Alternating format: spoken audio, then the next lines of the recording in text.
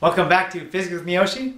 I want to talk a little bit more about pressure and what it is, and then how to use that pressure to do some real work in life. So, if you think about this picture I had up here before, think about what pressure really is. Well, pressure is a fluid, and remember, a fluid is a liquid or a gas. Think about a fluid. All around us is air, and that fluid is pushing in on us all the time. You know, if somebody says the pressure is getting to you, well, maybe the pressure really is getting to you. All that air pressure, all that volume of air on top of us could be getting to you somehow. But if you think about the weight of that air, if you think about, all you have to think about is a column of air rising up from above your head all the way to the top of the atmosphere, and that weight is what pressure is. It's that weight distributed, or the weight of all that air distributed all around you and pushing in on your body, and that's kind of where the pressure comes from. And it makes sense that if we are higher up in the atmosphere, there's less air above us, so there's less pressure. If we're lower down, even below sea level, then we can still have more volume of air on top of us, and so we have more pressure. The same thing would be true in any liquid. If we were below the sea, there's more column of air, or water and air above us in that case, and so we have more pressure.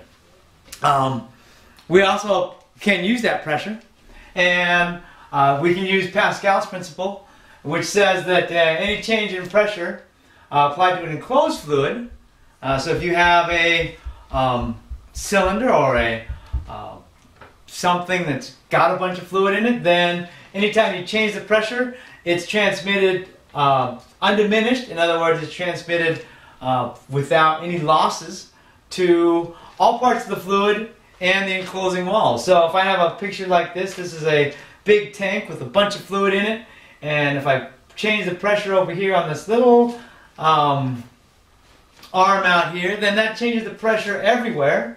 The pressure is constant, and so if I change that pressure by applying some force over here, I can then get some pressure will be exerted here, and I can get some force out over here on this other guy. So this will, if I push down over here, this guy will raise up. If I push down over here, this guy will raise up, and so forth. The nice thing about this is that the pressure transmits undiminished as long as this fluid is incompressible.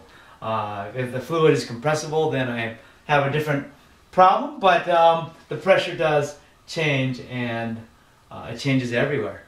So what happens if the fluid is incompressible? In other words, it can't be changed in its volume. Then we get we can look at the pressure over here is P1 is the force divided by my area of this little guy over here, and if I have, that would be called my plunger, if you will. And over here I have a cylinder that's maybe coming up. It's free to move, so it's going to go up. And over here, that pressure, the second pressure, is F2 over A1. Well, these pressures, by Pascal's principle, must be the same. So P1 must be equal to P2. So my force 1 over area is my force 2 over my area. And that is how we can get some useful work out of a system like this. We just put pressure in here, or force down here. We can get some force over here. And depending on what the ratio is between those two areas of these pressure points, we can get a lot of work out without a lot of force out without a lot of force in. And if you think about this, this is how we can lift a big car with a hydraulic cylinder, a hydraulic lift, and that's how those work.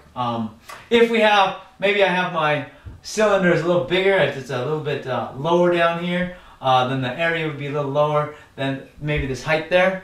Then I have a little bit slightly different equation. That's F2 over A2, which is the pressure, is equal to my other pressure plus my rho GH, is what we saw, which is the same thing we saw over here on the last time. So pressure is very nice, and we can, just by changing the area in a closed system there, an enclosed system, we can actually get some more work out. We can transform our force in to be a greater force out, or maybe we can transform our big force in to be a little force out. So pressure, again, think about that big column of air, column of water above you, and think about how we can adjust. Think about Pascal's principle and how if we change the pressure in the enclosed system, that it changes it everywhere, and that gives us nice ways to do some useful work. So, a little bit more about pressure, a little bit more about fluids,